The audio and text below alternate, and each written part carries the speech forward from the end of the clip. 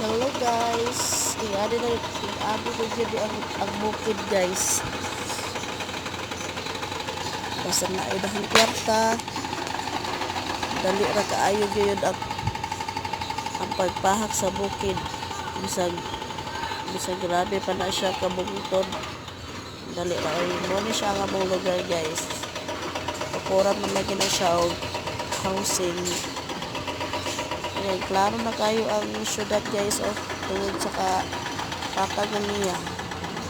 Tanawa, klaro na kayo ang syudad Cebu. Nahawa naman ang bungto din ha. Ano siyang tulo-tulo konsolasyon.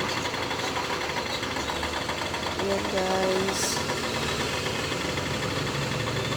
Ako lang yan ang hitabo. Thank you for watching.